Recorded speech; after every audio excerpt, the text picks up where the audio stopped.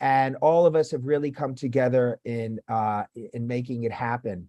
So I'm looking forward to doing this with all of you and having so many people, and really demonstrating what collective collaborations means. So with that, I think we're about to start.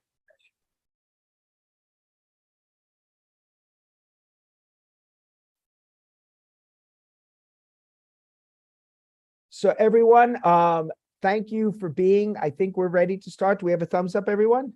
Good. So this is the last session of the first day of the 11th Asia Pro Bono Conference. And I can say that every session has been amazing.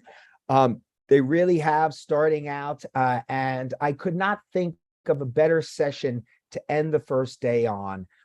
Such an important session in this really impactful gathering and conference.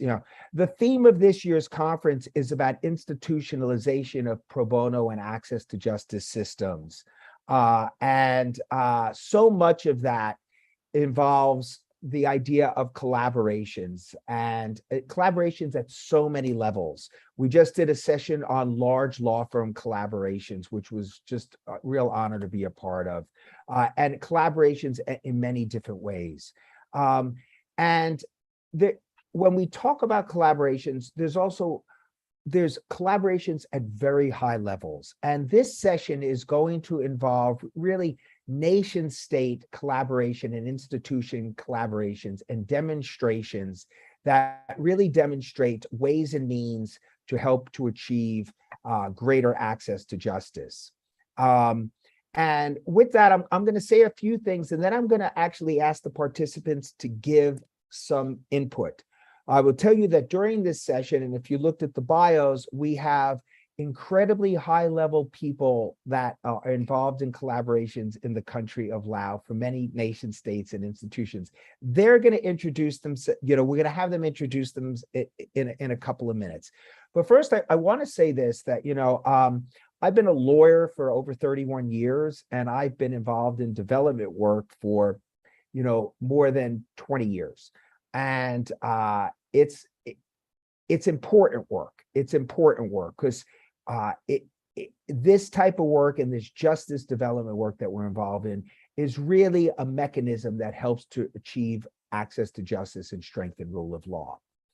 And in the over 20 years that I've been involved in it, I can tell you that sometimes the work is easier than other times.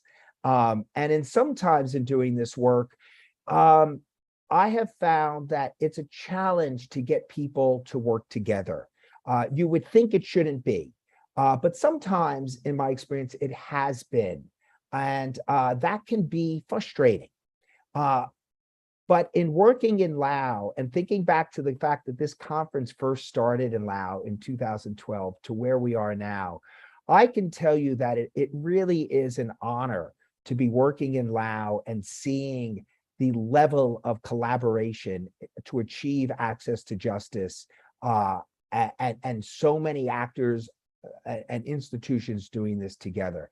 And this session itself is a beautiful example of this. This session was brought together by the collaboration of UNDP, what we call the SEGA GIZ program here, and GIZ is an institution, the Asia Foundation, and BABSICLE, and then our supporting partners. We have the EU, we have others that have been involved with this. We have the German government, and many others. We have USAID, and pulling this session together was really an amazing experience. And so I hope that all of you really enjoy this. And before we start, can I get, as I've been doing with everyone, can I get a thumbs up from everybody to start this session? We're going to start. Okay. So this session is going to focus on, everybody, I want you to look and I want you to listen. Look and listen. Look and listen. Okay. There. We're going to focus on really the component of justice and access to justice and collaborations. And before we hear from some of our amazing presenters, I want to get a little bit of an idea from you of what you think when we think of the word justice, the word justice and the word collaborations, the word justice and the word collaborations. What does that mean to you? Justice and collaborations. So, and let me see if I may. If I may, would anybody like to contribute in on what they think? Not of any of the presenters yet, but some other persons that are here. Maybe Bert, the president of the IPA, the Philippine Bar Association. The word justice, Bert, to you, Bert Estrada, to you, what does the word justice mean to you? And I said IPB. Sorry, my brain is yeah. Thank you. So, Bert, can you hear us?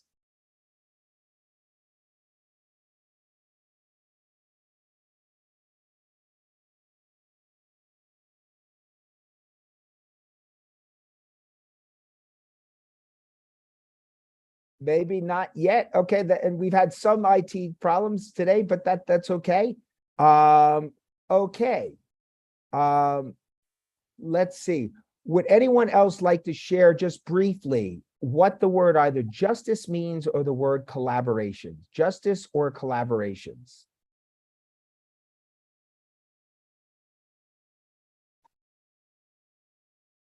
Okay, we've got a hand up that says 2022 APBC. Okay, great. Doing things with each other. Okay, that's a collaboration. It's in the chat. Great. Doing things with each other. That is absolutely an idea of collaborations. Wonderful. And maybe I can just ask, okay, and justice is fair from Tip. Justice is fair, equal, and non-discrimination. Yeah, fantastic. Yeah. Anyone else? So we have doing things together, fair, equal, non-discrimination. Any other inputs here?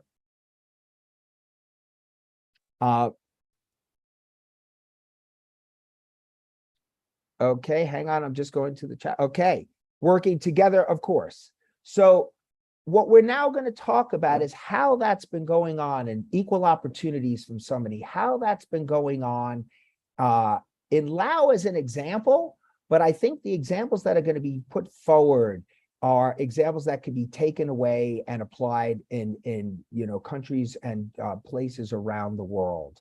So with that, what we're going to have is we're going to get some presentations from various persons, and then we're going to engage them in a dialogue and ask them some questions about some personal ideas related to justice collaborations, and maybe a little bit about pro bono too. So with that, what I want to do is the first presentation we're going to start with is unfortunately the Japanese ambassador Kobayashi was not able to make it today, but he did a pre-recording of the work and the justice work that Japan has been involved in, and specifically, but not just in Lao, but specifically plus Lao and the justice work. So what I'd like to do is I'd like to play that video, and if we can watch and listen to what I think it's about 5 minutes long, and I think it's just beautiful when you see this justice work that Japan has been involved in. So if the Secretariat can, if we can play that, and everybody, let's look and listen.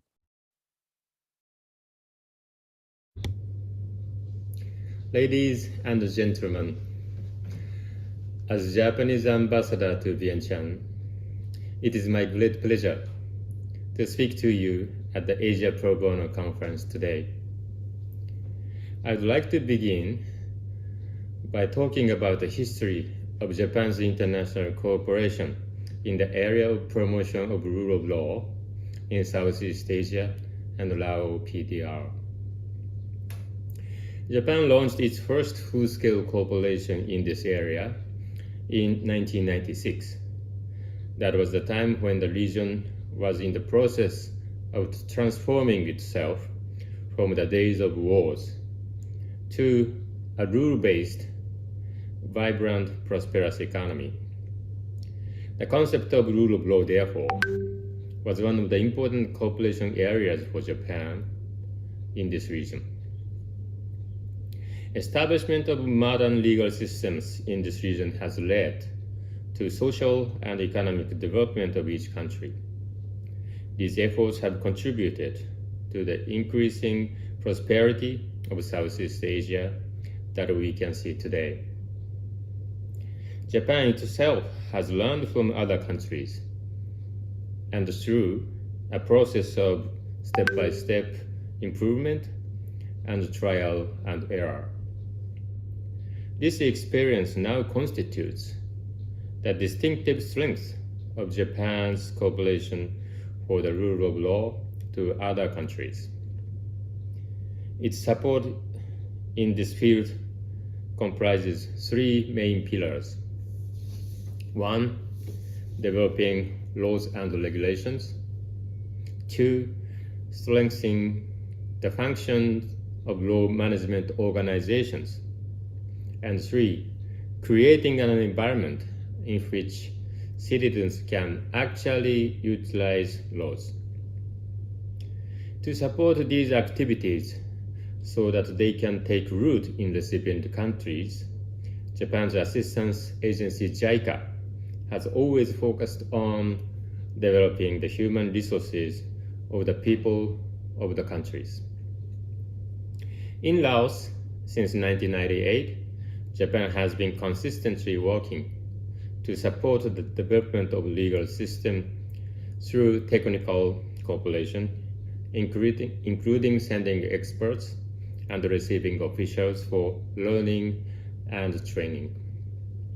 A project called the Legal and Judicial Development Project, which started in 2003, saw collaboration with related institutions in Laos, such as the Ministry of Justice, the Supreme People's Court, and the Supreme People's Prosecutor. This project was aimed at improving the basic legal abilities of human resources involved in law and justice through the creation of civil and commercial law textbooks and practical manuals in cooperation with the staff of each institution. In 2010, the National University of Laos was also added as a counterpart and supported activities to deepen understanding of law from both theoretical and practical aspects. And in this project, Japan has provided support for drafting the first Civil Code of Laos (PDR). This first civil code came into force in May 2020.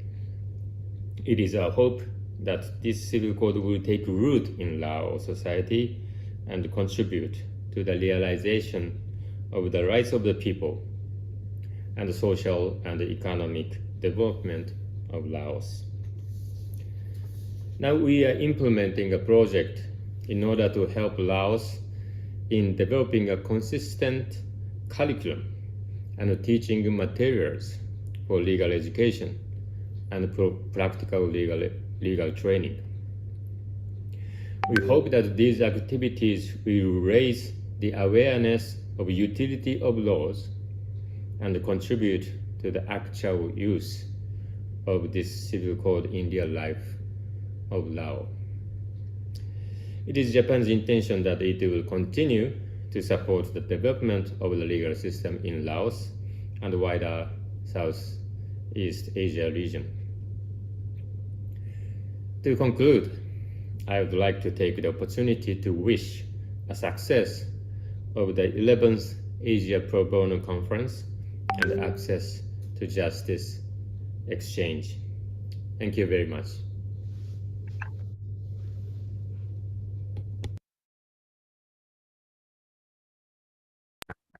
Really wonderful. And if you're working with, seeing the work that the Japanese are doing here and in so many other places, it's just, you see how important it is and the real impact.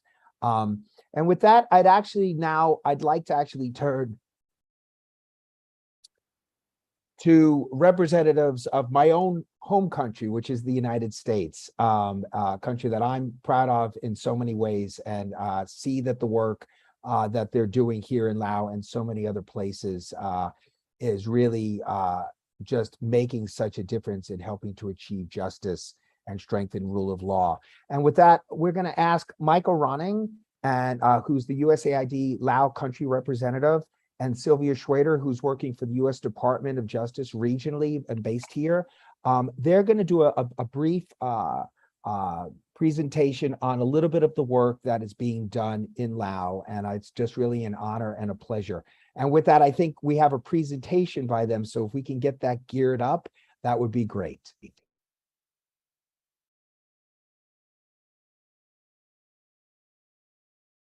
And Michael and Sylvia, over to you. Thanks. Thank you, Bruce. Appreciate the opportunity to join the Pro Bono conference today. Let me first thank the organizers of this event, particularly our partners and those who we've been collaborating with, you, Babsicle, the Asia Foundation, and I know the organizing committee who's put this together. And I think it's particularly notable that as it's the 11th Pro Bono conference, that it's just like the first one, it was hosted in Laos. So that's really neat that we're back here and able to join here from Laos and have this event here and throughout the region. Before I begin, I just wanted to acknowledge the passing of the Lao Bar Association president, Mr. Konsai Sulinton.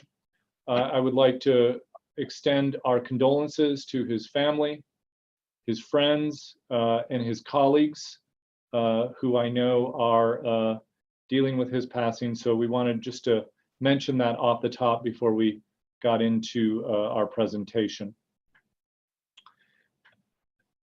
Enabling people to have access to justice and equal rights is critical to not just advancing rule of law, which is the obvious, but also it is foundational for good governance.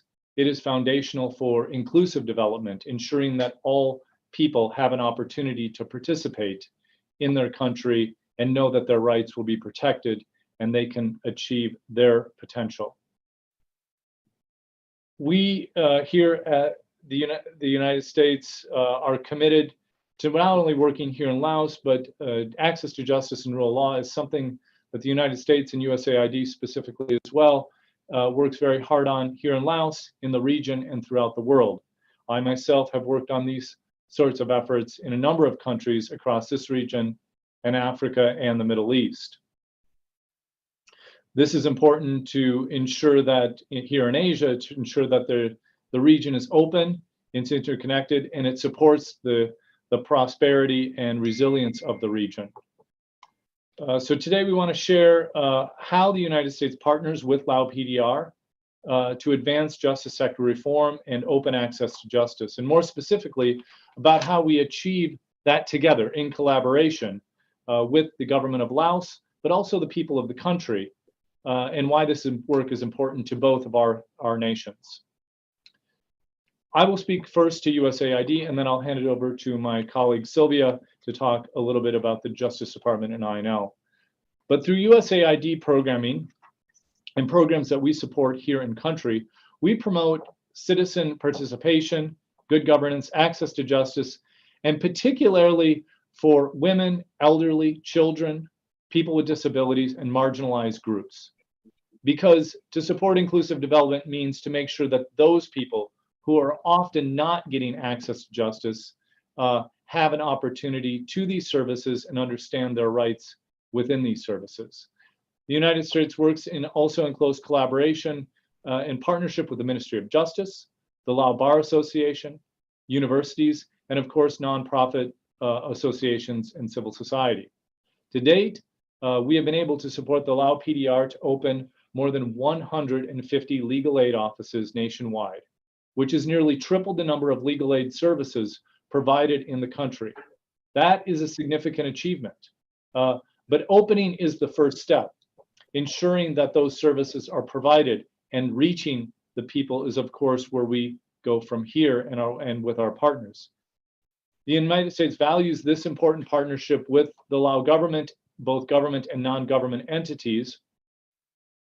But we do this in partnership and through the Asia Foundation and BABSICLE. USAID has supported many stakeholder meetings and consultations to support building the culture of pro bono services among the government, among the legal aid network, inside and outside of government, lawyers, law students, to ensure greater access to justice. And it's been actually very heartening since I've been here the last couple of years to see the real collaboration.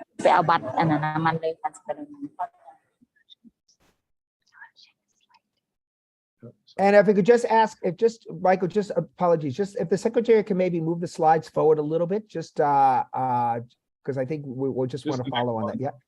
Yeah. Yeah. Thank you. And so the USAID is engaged as part of these partnerships, engaged over 300 law students at the National University of Laos and the University of Champasak in the southern part of the country through clinical legal education. This is to better prepare the legal professionals for their careers. So we're not only working with those who are in the legal profession now to extend those services and promote those services, but also preparing those who will be entering the legal profession over the coming years and the coming decade to have those skills, and again, to build that culture of legal aid and pro bono services as they pursue their careers. The United States prioritizes diversity, equity, and inclusion and accessibility. Gender equity and inclusion in all of our work across all of our projects, including those that support access to justice and rule of law. As part of the legal aid program, USAID provides scholarships to female law students and students from some of those groups that are often not included in the legal profession education, including people with disabilities, and in order to allow them to pursue their studies and trainings to become lawyers, prosecutors, or judges. And let me just close on this.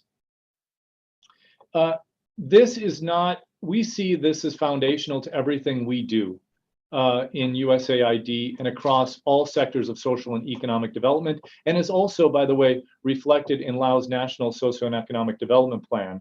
And this is part of our efforts to make sure that good governance and access to justice is built into to these broader development efforts, and collaboration is with all of those other sectors and programs as well.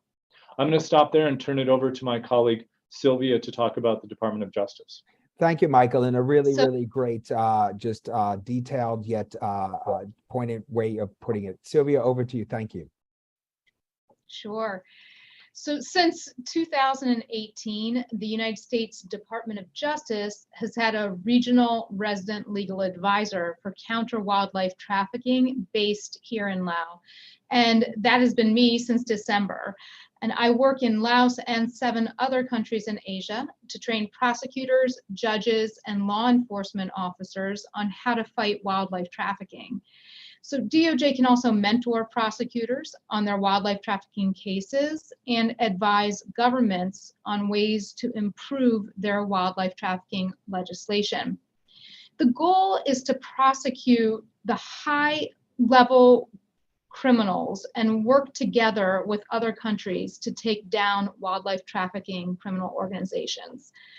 Recently, DOJ and INL, our International Narcotics and Law Enforcement Bureau of the Department of State, have been working together to train most of the prosecutors in the country about fighting narcotics, human trafficking, wildlife trafficking, and money laundering, and using digital evidence in court.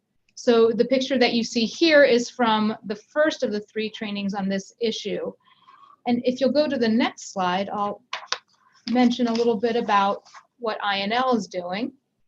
So in addition to its extensive support to increasing the capacity of Lao law enforcement to protect citizens from the threat of drugs, human trafficking, and other transnational crimes, INL is providing broad support to the criminal justice sector.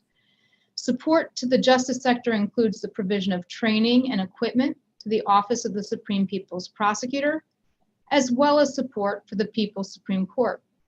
So of particular interest when discussing access to justice, INL is providing significant funding for a new project implemented by the United Nations Development Program that seeks to elevate defense lawyers in the Lao justice system.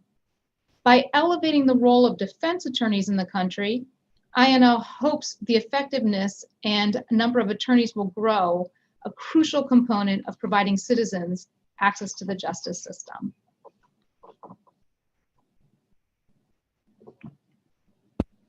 Sylvia, thank you for that.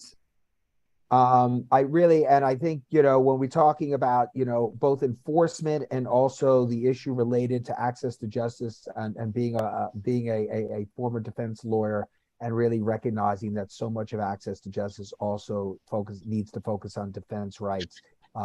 It's incredibly valued and appreciated to be hearing that. And the work that you all are involved in is just magnificent. So thank you both. And you're here because we're going to ask you some questions just in a bit. And with that, I'd like to go on to our next presenter. And this is Neil Leonard, who's the EU Charge d'Affaires. And he's going to talk briefly about some of the work that the EU is involved, some of the justice work that the EU is involved in Laos. And Neil, over to you. Bruce, I hope you can hear me. Perfectly yeah, okay. Can. Right, okay. I begin by explaining myself slightly, perhaps. My name is Neil Leonard. I'm Irish, and I have been in my job for the last 2 weeks. So this does not actually make me the level of expert that some of the other colleagues are who are participating today, and for this I apologize. I would, however, like to give an outline of the kind of things we do in the EU, along with the EU member states in Switzerland, what we call Team Europe, in relation to a project called SEGA, which is Citizen Engagement for Good Governance, Accountability and Rule of Law. So SEGA is easier, it saves time. The concept of rule of law is behind it, and it's based on what we use in Europe. It's what is used worldwide. It's behind the basic concepts of how states relate to each other as well. The idea is that law applies equally to all of us, that no one is above the law or is treated differently because of their position or their social status or ethnicity or whatever. This is the basic concept. So that law must be upheld and respected by everybody. And this is something where obviously the judiciary, obviously the Ministry of Justice in this particular country or any country have a role, but so do citizens, so do media. Justice is something we have to work on together. What we've been doing here in association with the Ministry of Justice of Lao PDR is to operate a program. Main states involved, apart from the EU as such, are Germany and Switzerland, using the German, let me say, development organization called GIZ. And we work with a number of ministries in addition to justice, also Home Affairs, Foreign Affairs, and the National Assembly. So the government of Lao PDR has decided that Laos should have the aim of being a rule of law state. And what we're trying to do with the program is to encourage cooperation between different actors in different fields so as to make this happen. In the last decades, there's been significant progress here towards rule of law, notably by the adoption of penal and civil codes. Lao PDR has also ratified a large number of core human rights treaties which support the rule of law. We're in the course of establishing a countrywide system of legal aid offices. And recent policies taken by the government centrally concentrate more on making sure that the legislative framework is put into practice. So implementation, not just legal texts. We've tried to provide a practical approach, and we've supported the role of the National Committee on Rule of Law through technical inputs and workshops. It's gone a little bit, as I said, beyond the traditional legal agencies because we're trying to bring the thing closer to citizens and the administration rather than only with courts and the judiciary. The Ministry of Justice is the key partner, but we've also tried to cooperate with others. For example, the Asia Foundation, or UNDP, or LuxDev from Luxembourg, and MCC, to try to make sure that we're not, at least not contradicting each other, and ideally working to have the same kind of aims.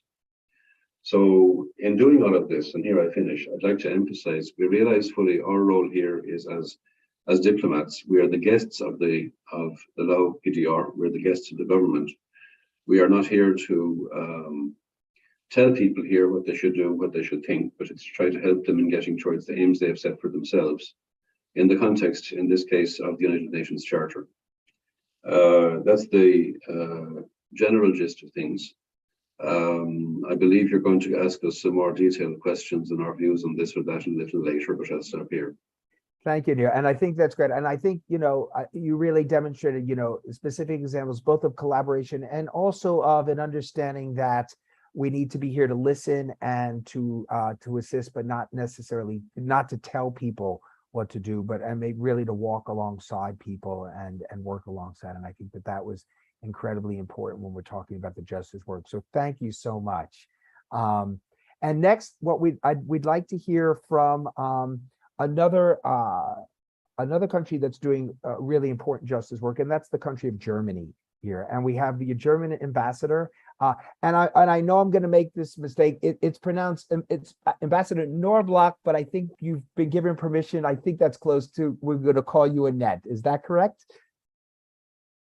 Wonderful. So Annette, over to you. Ambassador Annette, over to you. Thank you very much.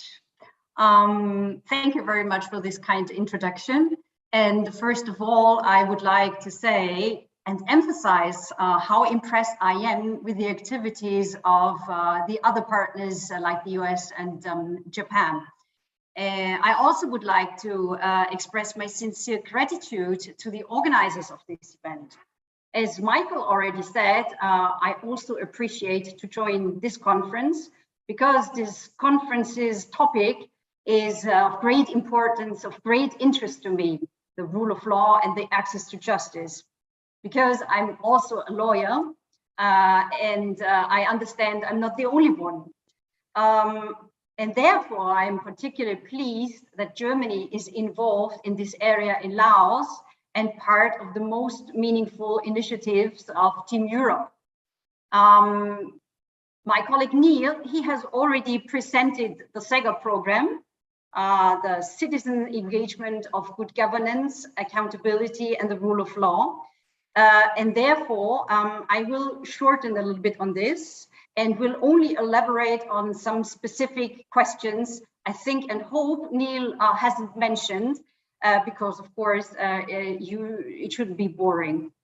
The SEGA program is a holistic program. I think this is very important. It intends to create synergies through enhanced cooperation and collaboration between key actors. Neil has already mentioned the key actors. At the same time, I think this he hasn't mentioned, it aims to improve capacities for civil society engagement and strengthen the consultative, legislative, and oversight functions of the National Assembly and the People's Provincial Assemblies too. And lastly, it strives to enhance implementation of rule of law and human rights obligation. We already talked about cooperation. Yes, cooperation is something really important. And with view to cooperation, MOJ is key for this project in making all this happen. And I would like to say available resources can only be used effectively and efficiently through joint efforts.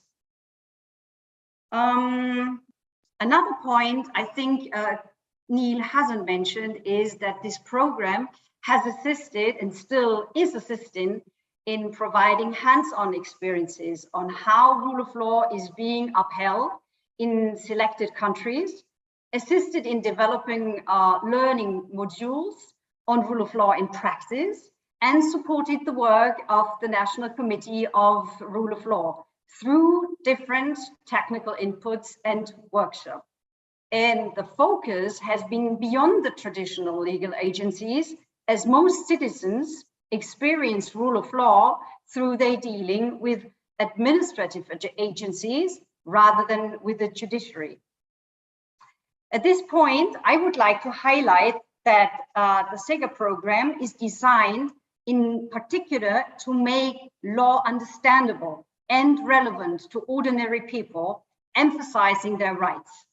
In other words, such program brings law out from the theoretical classroom environment into reality, while emphasizing the core meaning of rule of law.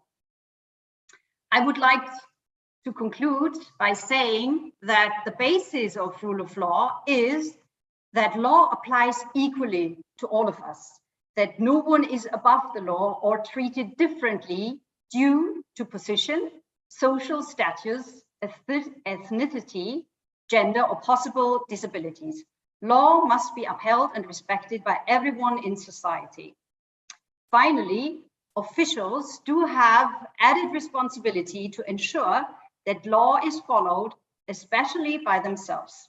It is an obligation to ensure that law is accessible to all citizens of Lao PDR and that it is implemented. If not accessible and implemented, law remains a theoretical construct. Thank you very much. And thank you, Annette. And I think, really point well taken. In a previous session, we talked about, doing and walking the walk, and to have just theory and law, it doesn't achieve. And we need to transcend that. And I think the work that all of you were involved in and supporting really demonstrates transcending that. So thank you very much. And with that, we're going to go to but we'll be back with some questions for you. And we're going to go to our last presenter today, and that is the Deputy Resident Representative of the United Nations Development Program.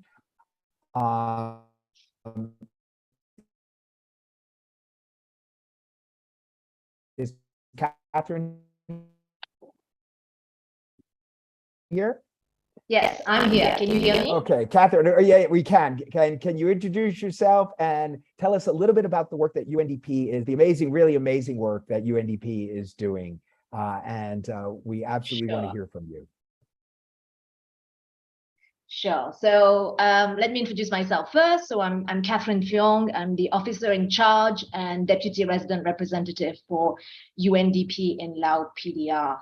But let me congratulate, the organizers. This is a great conference, and congratulations to the other panelists for the very impressive work that you are doing in Laos.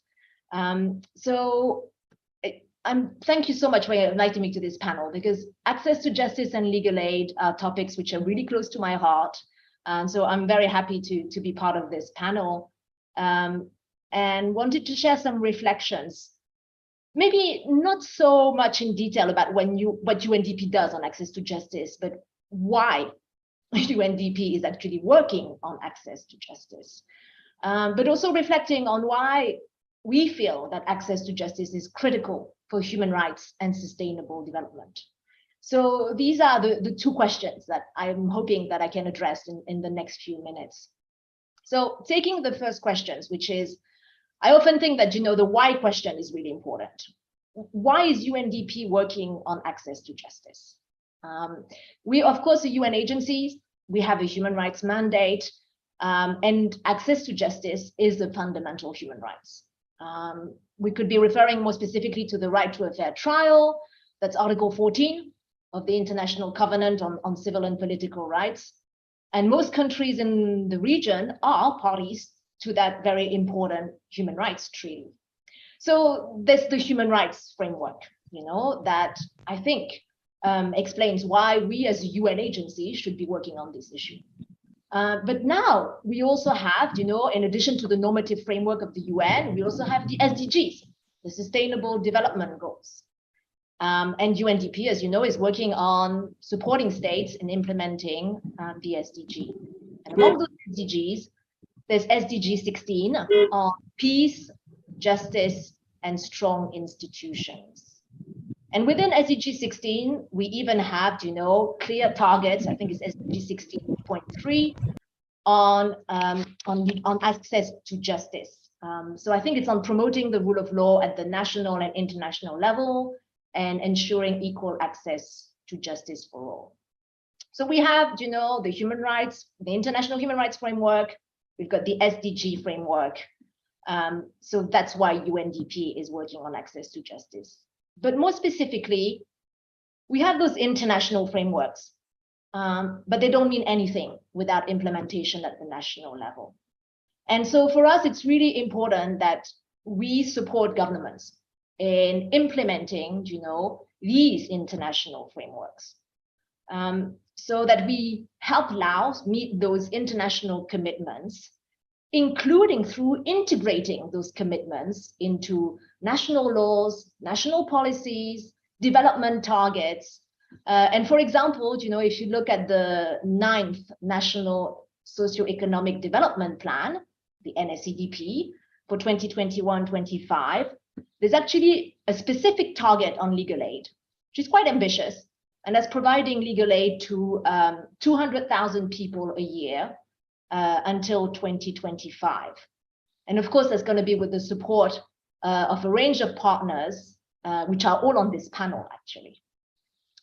So that's for my, I think my first question, like, why is UNDP doing this work? And I think I give you a few reasons. Now, you're all lawyers, so I probably don't need to convince you about why access to justice is important. But I want to turn to a slightly different question, which is why we feel access to justice is critical to the protection of human rights and sustainable development.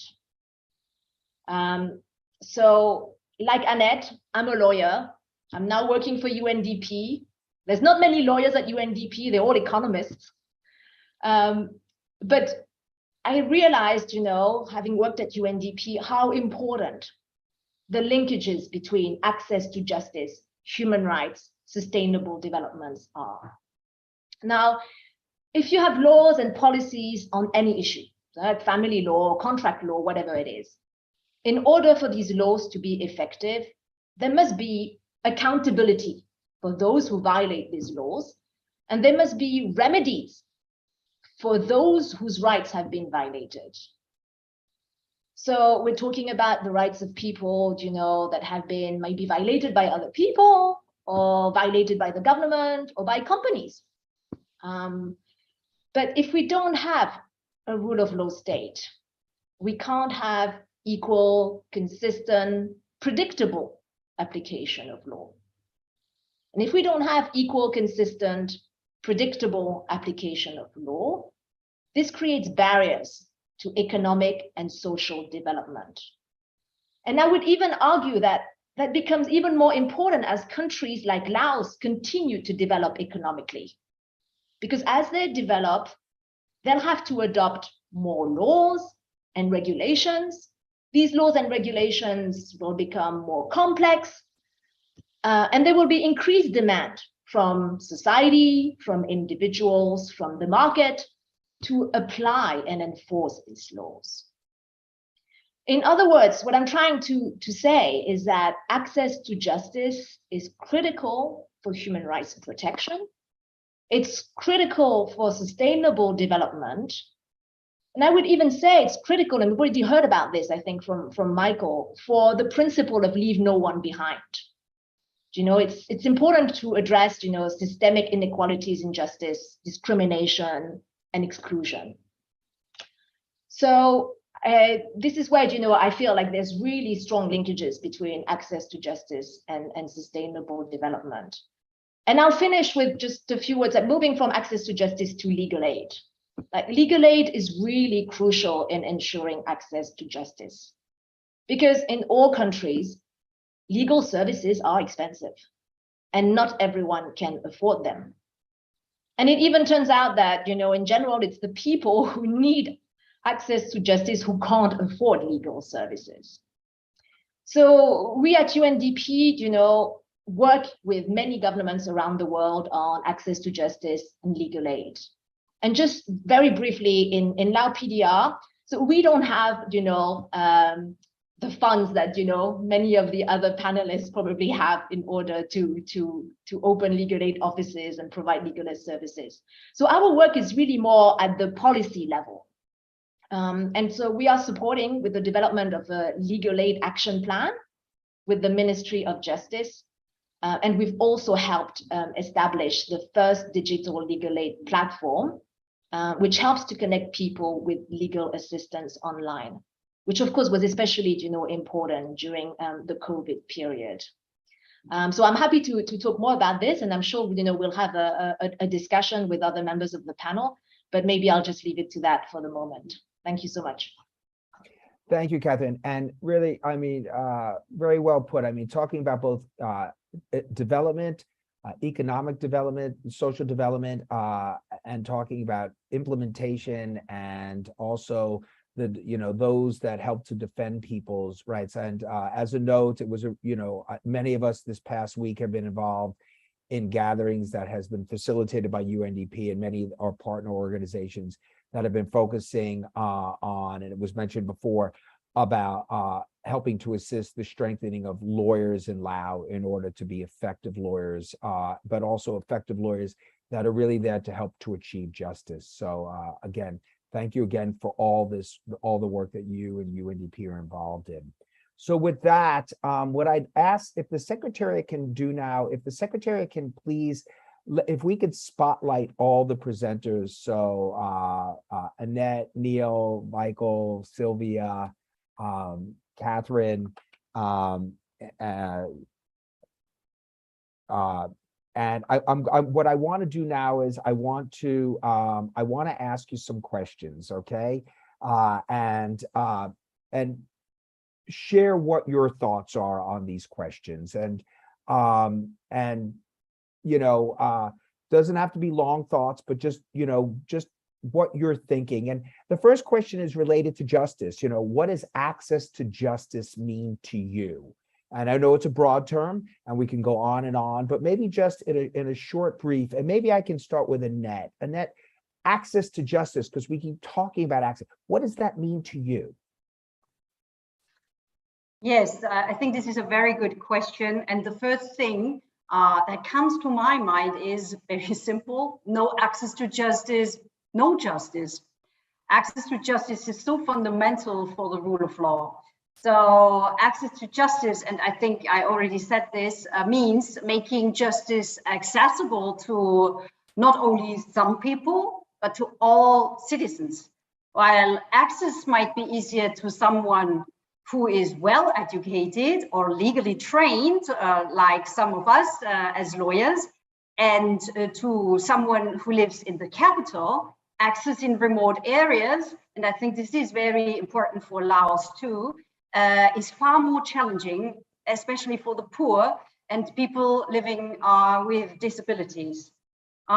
This is why access to justice means access to information that people can understand, and access to lawyers and judges and the court.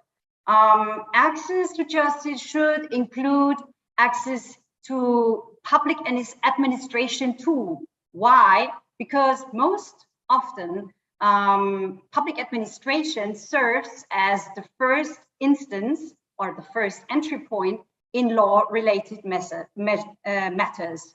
So last but not least, I would say, without ensuring accessibility, justice remains merely a theory in the books. Thank you. And thanks for that. And I think you raise a great point about administrative issues, because often we talk to people and they say, I don't really have much to do involved with the law justice system, but so much of just getting permission to do anything involves administrative systems. And I think that, as you said, that's often the first point of entry on access to justice, and having people trained to be able to, provide access to justice trained well. So Sylvia, what about you? As a prosecutor and doing the great work you're doing, what does access to justice mean? Yeah, as you mentioned, Bruce, I've been a federal prosecutor for 14 years out of Brooklyn, New York. And as a prosecutor, access to justice means to me that criminal defendants will be represented when they're prosecuted, and that crime victims will have their voices heard in the prosecution and sentencing process. To go back to my first point, without zealous representation for criminal defendants, we can't be sure that a criminal case is proceeding fairly. So good criminal defense attorneys are a check on the criminal justice system. And as a prosecutor, I need to ensure that only prosecutions that are fair, that any prosecutions were adhered to by fair means, because if it isn't, first of all, my prosecution would be overturned by appellate courts. But also, it's just not right. I mean, prosecutions have to be just, they have to be fair, and they have to be sound. And as a prosecutor, I see my role as quasi-judicial, and a conviction means nothing if the rules weren't followed. And to my second point, crime victims can only have their voices heard through prosecutors. So prosecutors must consider crimes victims' perspectives when they're bringing charges, plea bargaining, trials, sentencing. It's mandatory in America for me to consider the crime victims and their voices. And it's hard for crime victims to navigate the criminal justice process. And they shouldn't have to hire lawyers to be able to do so, because as Ambassador Annette just said, it's very expensive. It's very expensive. And if you're a crime victim, you don't need that on top of everything else that you've been through. So, crime victims need to be heard. And when the charges are resolved, they need to be heard when defendants are plea bargaining out cases, and when judges are sentencing convicted defendants, their voices need to be heard. So that's what it means to me. Yeah, and really well taken. I mean, I said we do a lot of training, and sometimes we will ask people. We do and a lot of mock trial trainings and such, and we'll ask people: is the role of the prosecutor to win? And people say yes, and we really try to get across the point that that's not the role of the prosecutor. The role of the prosecutor is to do justice.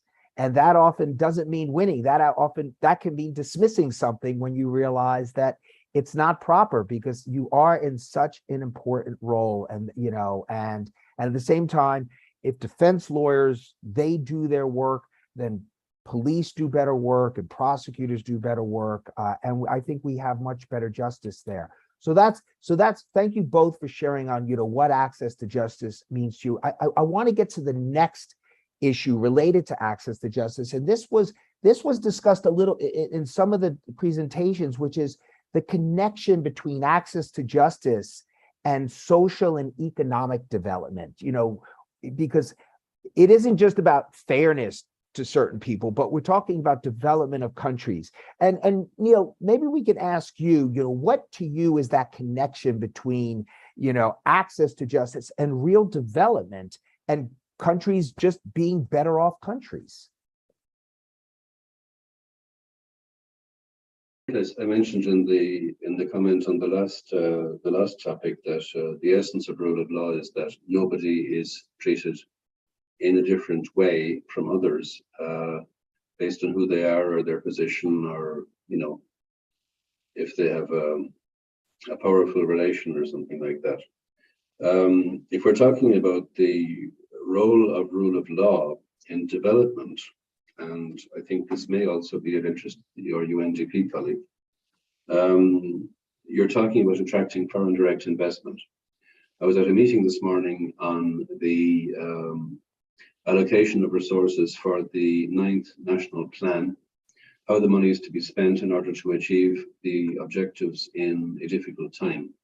And a few of the speakers mentioned the importance of foreign direct investment and creating a good business environment to ensure national development and basically get some money in order to spend money on useful things like education, health, mother and child health, and so on. So moving slightly away from law as an abstract good, it's also used something which can be useful in itself. And so we go beyond just the question of human rights law or justice in court, or if somebody accused is innocent or guilty, to questions of civil and commercial law, which also talks about having a fair treatment of people on each side of a case. It's particularly important for provision of services, which in this country includes tourism, something very important.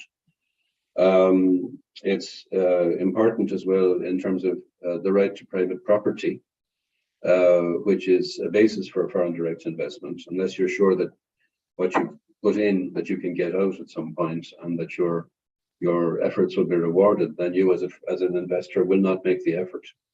So again, these are what you might call practical considerations. And that's how we connect the work of economists with the work of lawyers as such.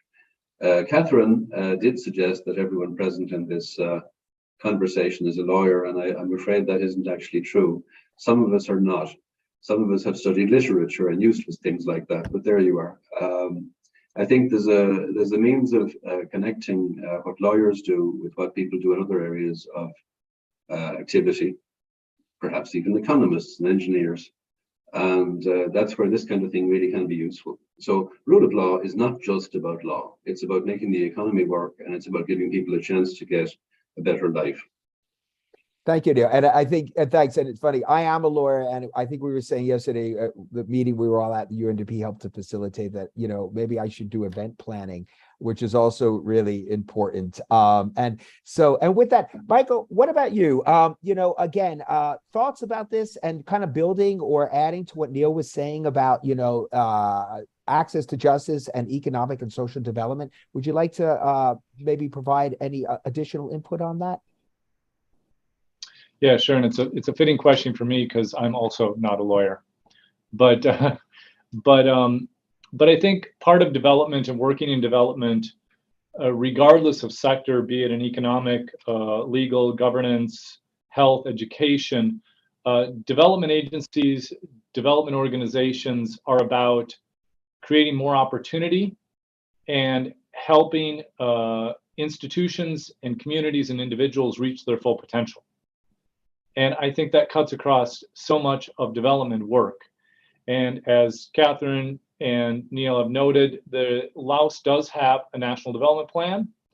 And I think all of us here on this call, and I'm sure many joining of the however many are on this, are focused on the national development plan.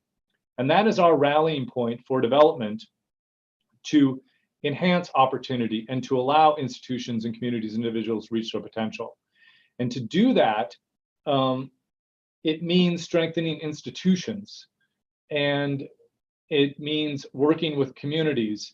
And there's a very cross-cutting theme here in development, because if a community that is not having or has historically not been part of the growth of a country, or has been marginalized as the economic and social growth of that country, does not have access to justice, that is a telling signal they probably don't have access to a lot of other opportunities to achieve their potential.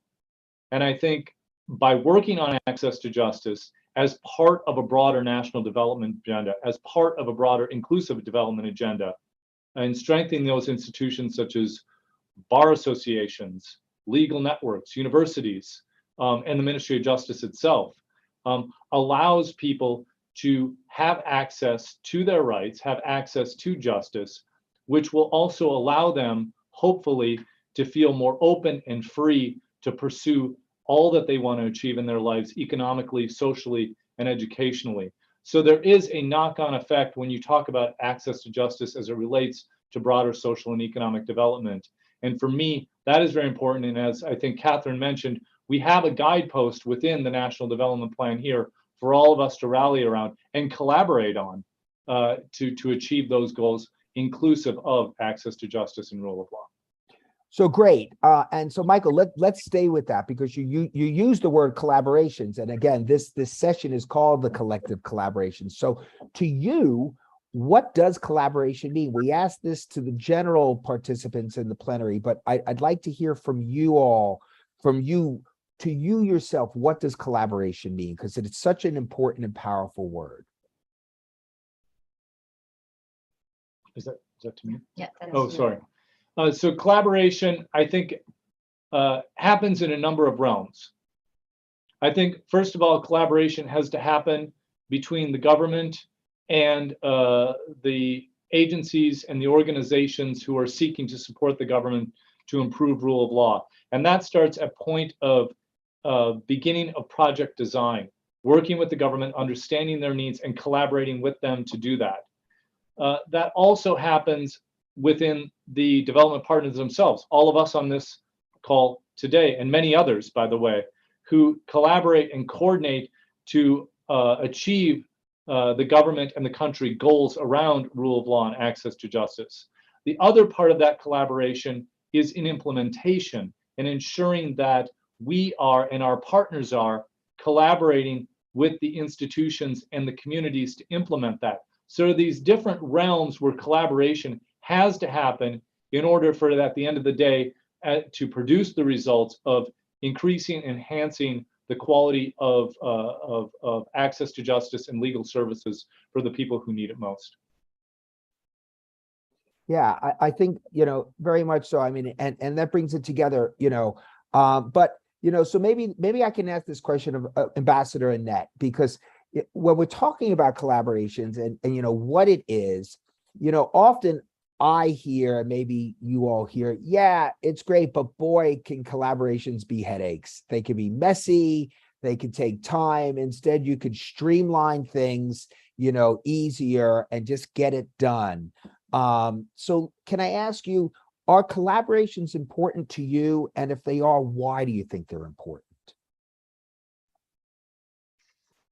Well, basically, cooperation is, of course, of utmost importance in all areas, not only in the area of access to justice or the rule of law. And I think the example we presented, Neil and I, is a really very, very good one. It includes many actors, and I can tell you, even if it includes a European member state, the European Union, and a European like-minded like Switzerland, this can be also sometimes challenging. So this is one side, though this is the side of the donors, but it also includes, if I remember correctly, 4 ministries on the Laos side. So this is challenging, but I think the results show this can be very successful because, like in this case, when we collaborate, we can better understand each other, and this helps to build trust and engagement towards mutual interests or goals. So being able to understand interests of others, this is, as I said, the key of success. Even when it comes to rule of law and access to justice, it is, I think, all about collaboration. All actors and agencies need to play their part to make it work. It is not something that can be delivered by one agency alone, but we need all on board. So I think ensuring the rule of law and access to justice, these are undertakings that require solid support all the way from, and now I speak about Laos, really, from the village administration through the district to the province, as well as the highest agencies. And it also requires police, prosecutors, judges, lawyers, so all fields and all different players have to be part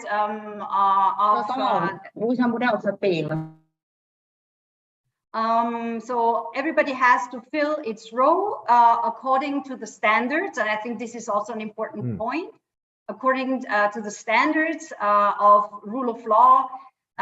Yes, so in other words, I take the picture of a chain. It is like a chain. The chain is only as strong as its weakest link. So what I want to say is only together we can ensure that all the links become sufficiently strong.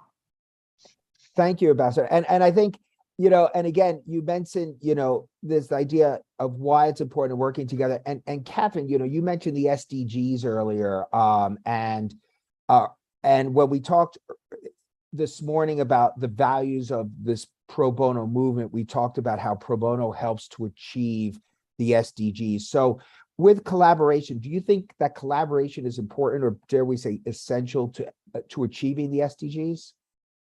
Definitely. I mean, it's such a big agenda. There is no way, you know, that one single institution or agency can actually implement the SDGs. And then all the SDGs are interrelated, which is something that we often forget. And that, you know, people who don't have food, or, you know, who don't go to school, don't have, you know, don't understand necessarily, you know, legal obligations and responsibilities. So collaboration is definitely important for SDG implementation. I know I'm probably not following the script, but can I also come back to your initial question on access to justice? You absolutely can. Okay, thank you. I just to offer some reflection on, and I realized, you know, my understanding of access to justice, and that was your question, what does access to justice mean to you? I know my understanding is probably has evolved over the years and is being quite influenced by the personal experiences that I've had working in several countries of the region. And, you know, having worked with people, you know, who were evicted from their homes, victims of domestic violence, people who were arbitrarily arrested or detained, at a very basic level, access to justice for them meant, you know, having a way to regain some of their dignity. And so while there is, you know, plenty of, you know, legal explanation and interpretation of what this means, I think at a very basic level, for me, that's what it all come to mean, you know, access to justice. People, you know, whose rights have been violated, or their dignity have been infringed, and finding some ways to regain some of that dignity and respect. So I just wanted to come back on that as well. And I think that that's important. And actually that was discussed when in the meeting yesterday, when we were talking about, you know, strengthening lawyers, and it was brought up this idea of client-centered lawyering, where it's not just working, you know, and telling people what to do, but to work alongside them and to put the client at the center. And when you're training, you know, when you're building up people to be better advocates and lawyers, that client-centered really is essential to give people dignity, you know, and you know, I think spot on. Neil, did you raise your hand? Yeah, I did. I think Okay. Catherine has made a very good point. I mean, the discussion in a way has become much more open and wide-ranging than it started off as, because we're looking at much bigger problems that affect societies and how they work. And maybe that's not a bad thing. I mean, we've talked for a lot about, for example, about the role of legal aid. I think it's worthwhile saying something as well about why are pro bono services actually useful. I mean, one reason obviously is that any system, no matter how well set up, even in the most theoretically advanced country we can think of, there'll always be some mistakes, there'll be bureaucratic messes. And not everybody is able to pay to find a lawyer to defend their interests. So the fact that legal practitioners are prepared to act for free to help people who need it is, I would see it as an example of active citizenship and essentially doing the right thing. The fact is that the state or, you know, official bodies can do quite a lot, but in the end, individuals also have responsibility, and that involves helping other people.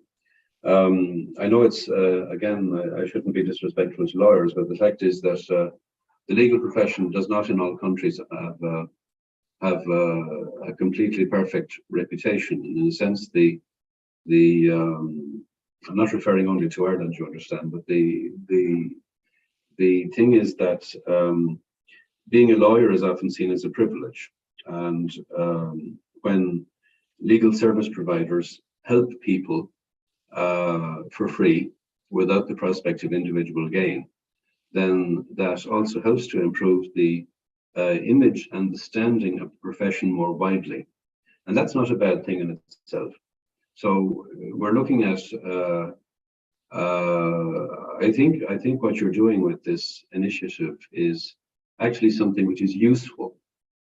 A lot of what we do in our professional lives is it has to be said of debatable value, but now and again you come across something where you say to yourself, well, today I was useful, today I did something which had value. And the kind of efforts that you're talking about here, I think, fall into that category.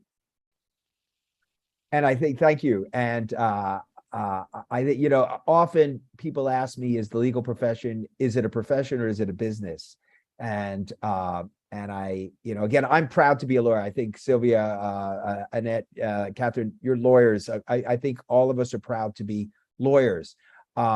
And I'm actually intolerant to lawyer jokes because I think we do great stuff. And I think, honestly, I think we just don't have enough good public relations to explain the stuff we do. But at the same time, I also see some, I will describe it as, you know, a few rotten fruit, and a few rotten fruit in a barrel of delicious fruit really ruins the, you know, the idea of or people wanting to get the fruit.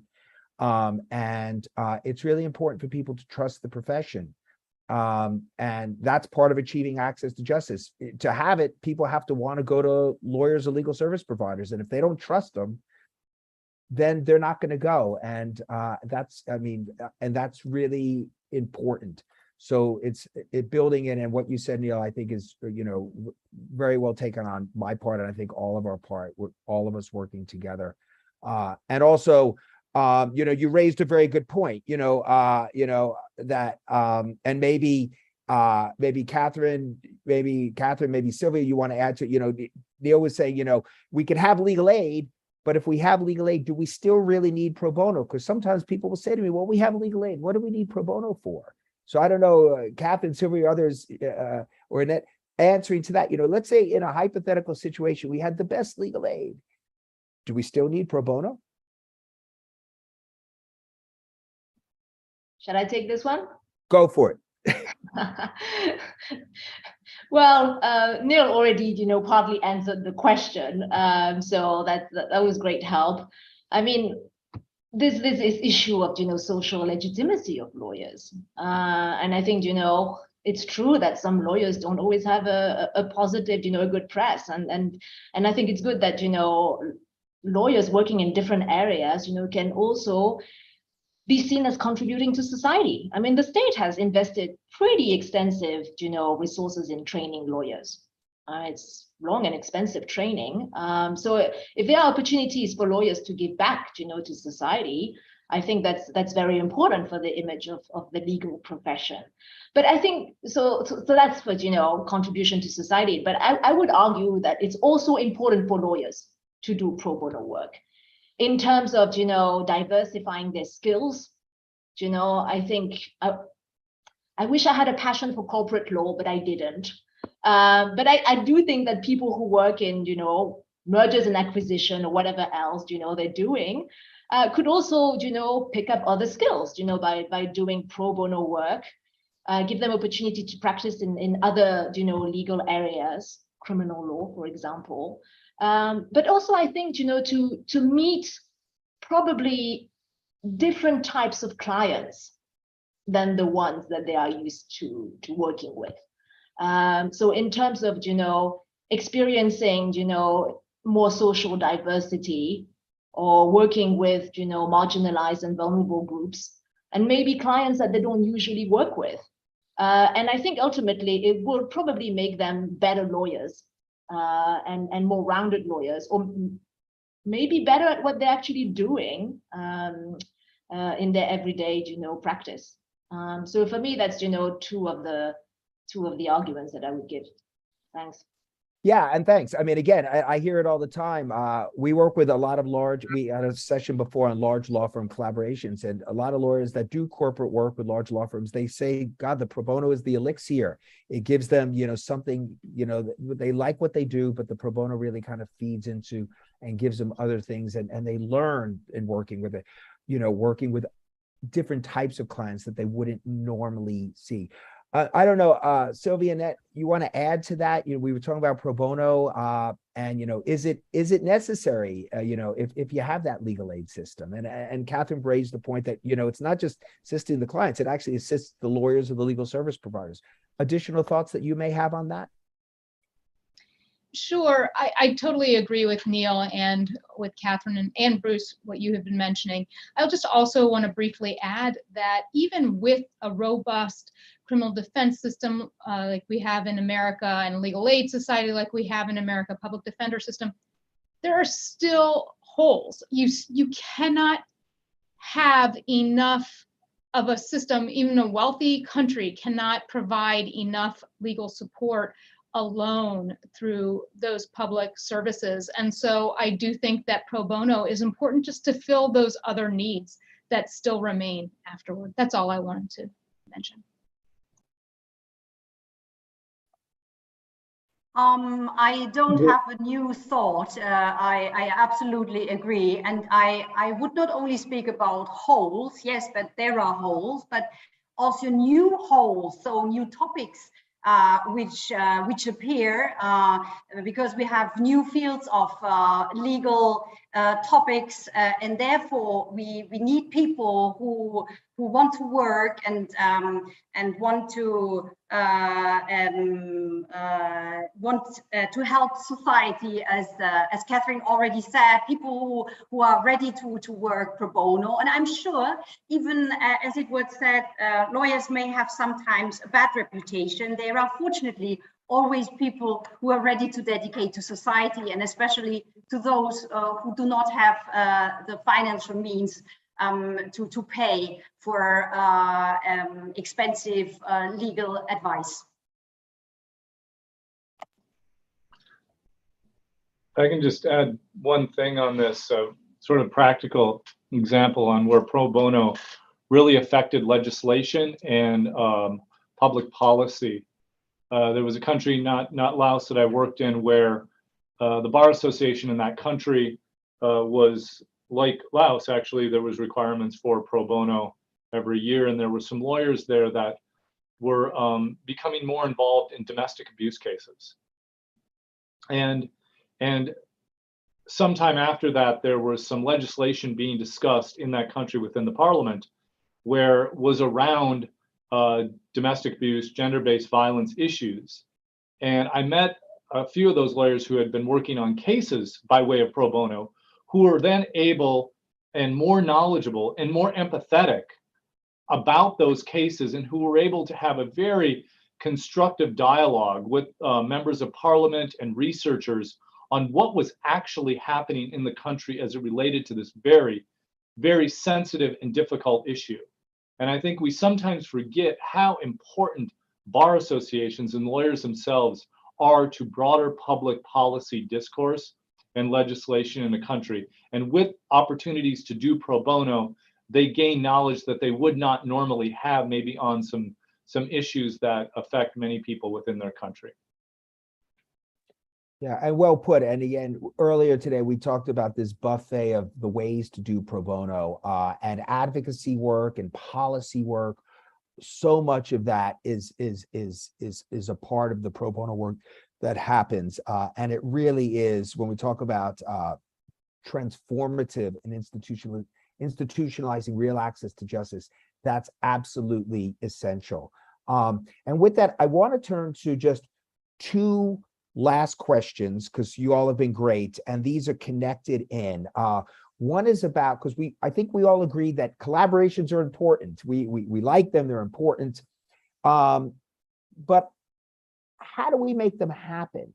So the first question is about strategies. If they are important, and we talked about, well, maybe, they can take more time, but they're essential. What about strategies to ensure collaboration? So that's going to be the first question. And then I kind of want to maybe hear from you all, or some of you, just about your plans going forward, in collaborative plans in helping to achieve more access to justice. I think we talked a little about what UNDP we're doing this week, all of us together. But let's start with the first one, strategies. And maybe, Michael, I'm going to throw that over to you.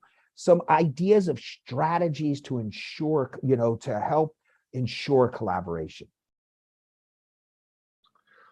Well, first of all, strategies have to come by way, in part, of those realms of collaboration that happen within a country to support whatever it is that government or country are trying to achieve.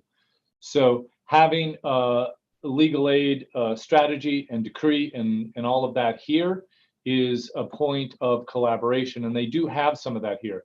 And they do have guideposts such as requirements for lawyers on number of hours per year they are supposed to contribute to pro bono.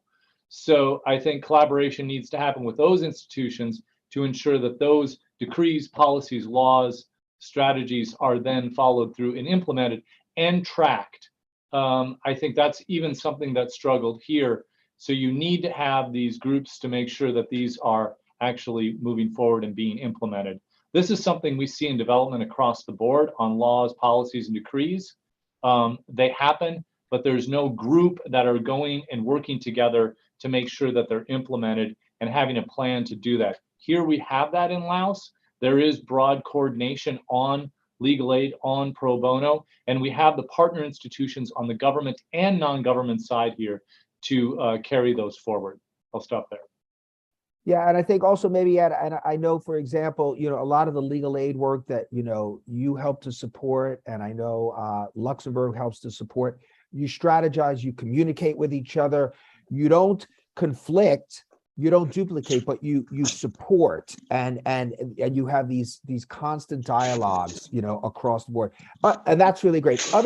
Anyone else want to talk about some strategies? I mean, Catherine, this past week, I think UNDP and all of us demonstrated we get together and we have these roundtable gatherings to ensure. But maybe some other thoughts from you on this, strategies. Sure, thanks, Bruce. There's definitely been a lot of meetings this week. I keep on asking Sean, what are all these meetings on legal aid? What are you all discussing? But it's important, and I think we've made it clear from the beginning in our work, with the Ministry of Justice on developing a strategic action plan for the provision of legal aid. But also, in the work we're trying to do now, that we're starting with support from INL, on developing a vision and plan for the Lao Bar Association, that it's very important that those visions, those plans emerge from, a collaborative effort. There's so many people involved in the area of rule of law, justice, legal aid in Lao PDR. And it's very important that, the efforts are led by government and national partners with the support, from all of us and a variety of stakeholders. But I feel like, we can go into the nitty gritty of, who does what, how do we come up with the vision or a plan. But I guess, initial agreement on key principles is probably very important to make sure that we're all on the same page. And whether there are, I would say 3 principles that we try to promote and discuss with colleagues, with other stakeholders, is inclusion. I mean, it's the leave no one behind, agenda. What are the legal needs of marginalized and vulnerable groups? How do we address them? Whether they're persons with disabilities, people from, various ethnic groups. So inclusion is, I think, an important principle to discuss and to agree on how do we address it. Another one, of course, is quality. It's not just about numbers. It's how do we improve the quality of legal aid services, that are being provided in Lao PDR? How do we improve, the capacity of legal aid providers to help them to do their jobs better? What kind of training do they do? Do they training on how to use digital tools, how to best advise and represent their clients, how to work with marginalized groups? So quality, I think, is something that, we also need to talk about, and not just, the number of cases or the number of people who have access to legal aid. What kind of services actually are they getting? And then I guess another principle, which is, I guess, collaboration, partnership, and partnership, between all different stakeholders, development partners. But I can't remember, I think it was Annette who mentioned the justice chain, or maybe I forgot. But it's such a complex system with lots of different stakeholders. And what we see, or what at least is experienced in many countries, is that those different stakeholders either don't talk to each other or definitely don't work together. And we're talking basically about police, prisons, courts, lawyers. To which we also should add, many other stakeholders, whether they're mediation teams or, social services, so there's a lot of, I think, coordination that needs to happen between these different actors within the justice system. And just to mention, we had recently done some work with women survivors of violence and trying to involve MOJ, lawyers, prosecutors, the judiciary. So that was some work we did with support from COICA. But of course, that was a real eye-opener about how, so much more needs to be done, and how people need to have a better understanding of what their respective roles are and how they need to work much more closely together. So I'll leave it to that. Thanks. And yeah, and great. And I think an example was brought up yesterday, and again, so we were talking about prosecutors and lawyers, and we're talking about, maybe exclusion of evidence that may not be gotten proper, and training lawyers on these principles of, not allowing improperly obtained evidence to be used in a fair trial. But it's not, you can't just do that by training lawyers. You have to train the prosecutors and maybe collaborate and train them together, and maybe have them switch roles, right? So they see it from the other side. So that can be absolutely a strategy, shifting hats. Anyone else have any thoughts about strategies before we go on to maybe the last question, which is sort of future plans of collaborations and strategies for collaborating? Neil, over to you.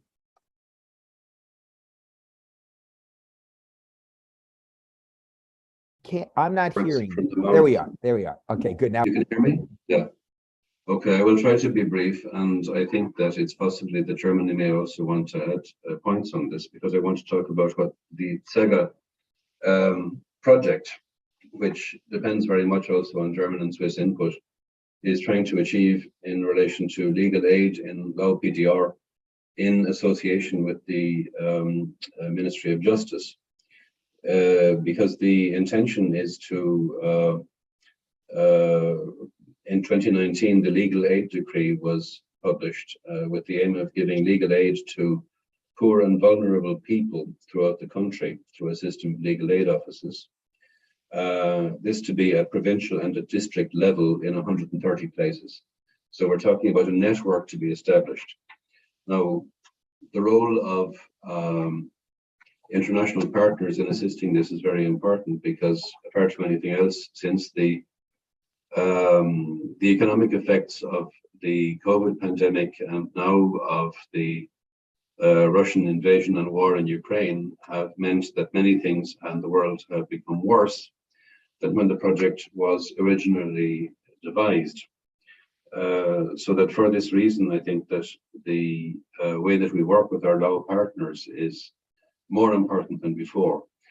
This comes back to the concept of collaboration, which again is about listening to what the host government has to say, listening to what voices in society have to say, and seeing to what extent it's possible for us as essentially disinterested foreigners, people without an interest or getting something for ourselves, can try to make work better.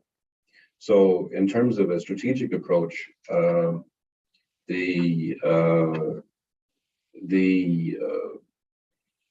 challenges are there, and we have to see what we can do to assist our law colleagues in resolving them. The final point from me, Catherine, I think, mentioned the issue of inclusion.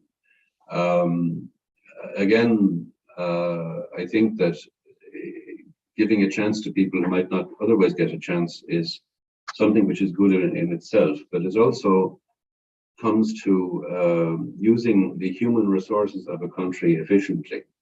We've talked earlier on, I think, about the role of rule of law in giving men and women an equal role in society, and giving women in particular the chance to defend their interests in a way which in a traditional structure might be much harder.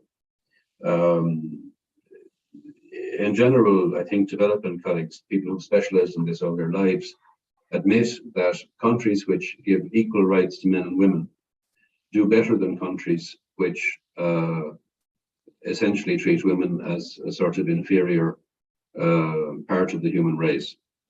Lao PDR is much, much better than many, many countries in the world in this respect. I think that rule of law is a way of ensuring that the, let us say, the basically positive aspects of the culture translate also into the way that administrations work. Yeah, and again, well put. And I think when in working with so many people in Lao at different levels, you see that, and you see responsible persons, different genders, moving things along. And I think there is that level of respectability, and we see that. So last question, because now we're going forward. What are your plans? What do you think some of your plans are going forward to help to further continue and ensure these collaborations that we know are happening now are making a difference, and we want them to continue? So maybe I could start with Catherine. Catherine, plans, because I think yesterday we talked a little bit about it, and then maybe we can hear a little bit from maybe each of you, if that's okay, just a little bit of a plan of how we're going to keep these collaborations moving forward. Catherine, we'll start with you. I don't have a huge amount to add to what I said earlier. I mean, we're definitely going to continue, to try to involve as many stakeholders as possible in our work, on supporting the Ministry of Justice on this strategic plan on legal aid, but also working on this strategic plan as well, for the Lao Bar Association. For us, extremely important that, we coordinate, all the different stakeholders that are working, in the justice sector, both, on the development partners side, but also on the Lao side. And as I've mentioned earlier, I think the culture of collaboration, between, Lao institutions and organization, I think it's still, relatively new. They still tend to work, in isolation. And so I think we still have a lot of work to do there, and bringing people to the table. But also probably because, UNDP works in many countries, around the world and in this region, to also bring, some examples of, successful collaboration in the justice sector from neighboring countries. So that's probably, some of the strategies that we will be following. Thanks. Great. So continue bringing people together, demonstrating collaborations that work, from regional collaborations and examples. Fantastic. Others like to add to that? Ambassador Ned, anything you're saying going forward? Neil, he has already mentioned our SEGA program, and I would like to explain that we recently finished phase 1, and we are on our way to start phase 2. And in this transition phase this summer, this springtime, we had very good discussions with all actors. And the point I already mentioned, I wanted to highlight it again, the role of civil society and INGOs, because I think they bring in a lot of good experience, and not only experience in Laos, INGOs also work in the region, so in other neighboring countries. And I think it's very good to hear what they have to say, what they experience, and they can bring forward programs such as SEGA. And I think this is what happened, and I'm very, very happy that we can soon start, that we can continue SEGA 2, which includes, as Neil already mentioned, some new aspects with view to the topics, but also on a regional level. So on a certain way, we can expand this program. And this is all, as it already said, it is all due to and thanks to a good collaboration on the European side, but also on the Laos side. Great. And I think, and part of that, I believe, just as an example, is one of the collaborations within Lao, I think, is going to be further connecting up universities in Lao, in parts, to justice and legal aid centers in Lao, and having them collaborate and work together, which I think is really important. And I think that that's going to be part of the SEGA. I know that's a part of the SEGA 2 component, and a really great example. So Neil, Michael, Sylvia, anything final from you on this? I know you've said a lot, and I'm not asking you to repeat, but if you have any additional thoughts, and you don't have to, but if you do, we'd love to hear them. I just want to point out that I do think it's important that with the limited resources that we all have and funding, that we work to make sure that all of our trainings and capacity building are not just that they're not duplicative, and that they're targeting the right audience. So we're not just hitting the same few people repeatedly because maybe they happen to speak English or they happen to be connected to someone who knows about a training, but that we're really using all of our resources in an efficient way by talking to each other, as we've talked about a few times. And then more substantively, I mean, to me, it's important that countries work together. We have several countries represented on this call. And from the standpoint of making sure that, transnational organized crime isn't continue to be a big problem, that we can actually dismantle some of these criminal organizations, we need countries to use mutual legal assistance and talk to each other and collaborate with each other. So, transnational organized crime crosses borders through social media and electronic evidence, and these porous borders that we have throughout ASEAN. And so it's important that the countries are working together and collaborating in that respect. And finally, just as you've mentioned, and as I bring up at every training I do, we need prosecutors to work with law enforcement officers. We need prosecutors and defense lawyers to talk to each other and make sure that things are being done in a just and fair manner. And we have to have agencies collaborating with each other so that they're using their resources in the best possible manner. Wonderful. Bruce, Wonderful. Please, Neil. Bruce, Yes. since we're on here, I'll yes. just quickly. I think I'm actually very concerned about some of the issues we've discussed today in the coming months and years ahead. I say that because with the pandemic, international assistance was very focused, rightly so, on the global health response to the pandemic. As we begin to come out of the pandemic, and I use those terms very loosely, there seems to be an increasing focus, and rightly, on the economic recovery from COVID, which again is where a lot of development assistance, rightly in many ways, is focused.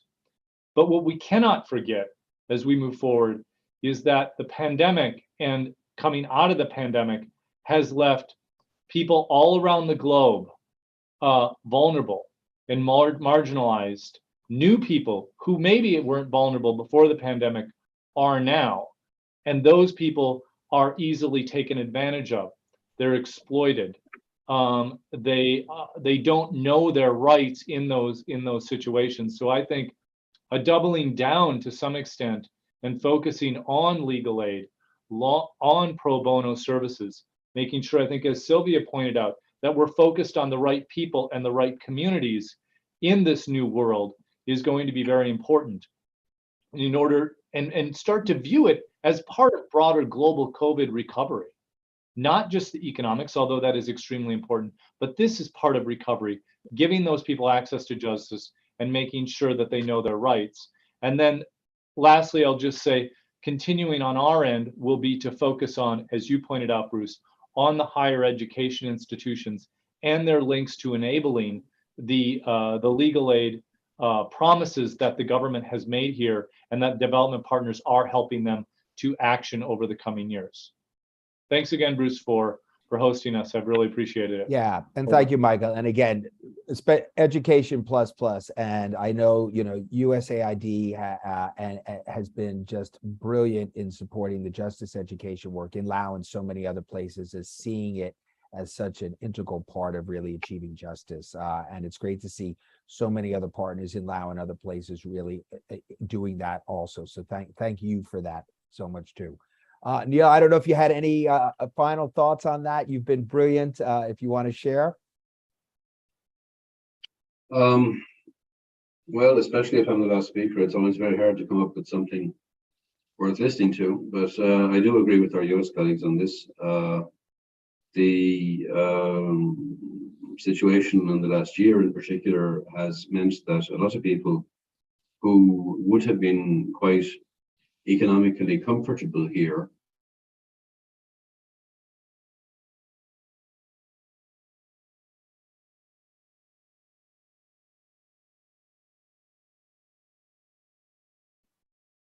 Did we lose Neil?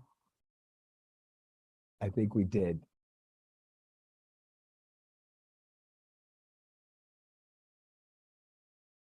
He seems frozen. He looks like he's making a great point, but he seems a little frozen. There you are. I think he's back. Neil, are you back?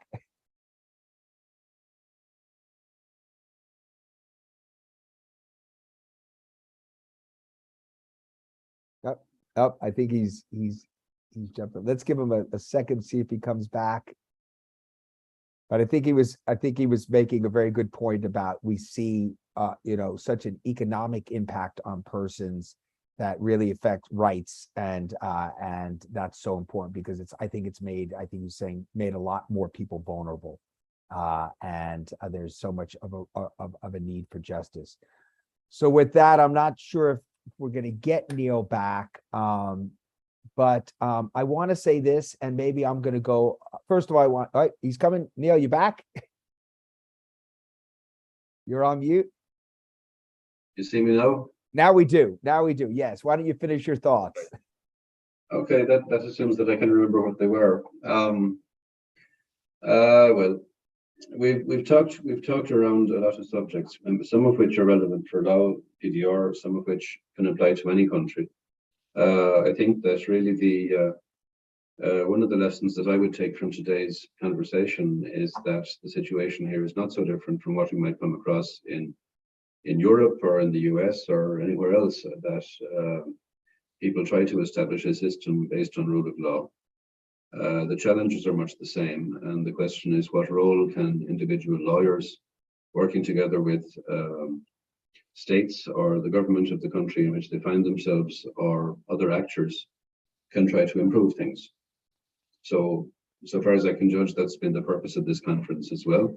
And I think you're probably going to tell us about your plans for future conferences and how you hope to work on the basis of this, I would say, successful event, and see what you make of it.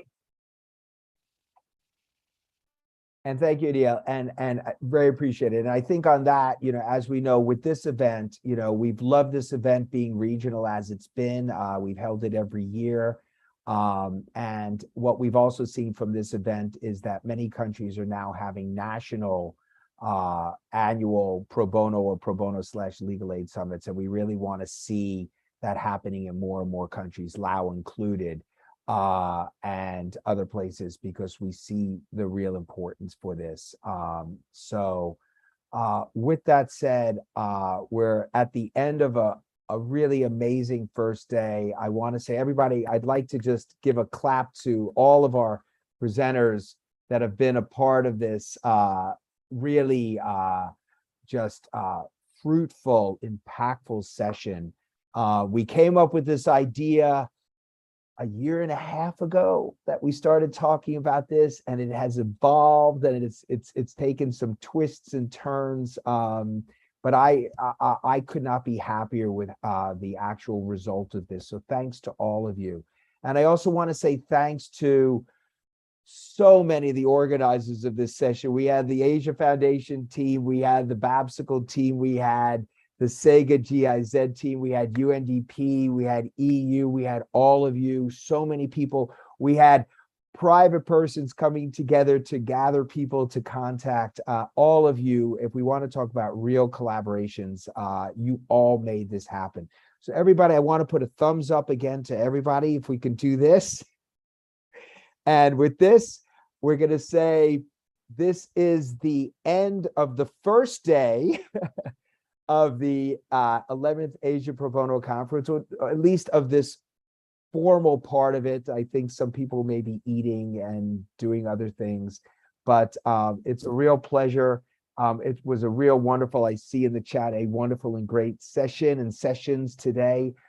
Tomorrow, the next day, look at the agenda. There are just vibrant, incredible things that will be happening as plenary and other sessions. So please be a part of it. Share, join, learn, take, apply in so many ways. So with that, I'm going to close this session. Thank all of you. And I look, yes. Oh, wait, we have a secret word. We have the secret word. Because if you're getting a certificate, the secret word for this session is pro bono. So write that down, because when you're applying for certificates at the end, you have to have attended a number of sessions and you have to have the secret words. The secret word for this session is pro bono. And thank you again for the Secretariat. You have been amazing. You made this day work, and it's only going to get easier. So thank you. And with that, I look forward to seeing many people. I'm going to go and I think I may have a glass of wine tonight. Okay.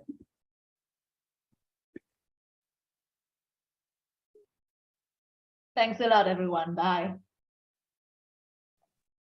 Thank you. Bye-bye. Have a nice evening. Have a good one, guys. See you guys. Thank you, all presidents. Thank you. Thank you and goodbye. Thank you. Bye-bye. And Goodbye. Thank you.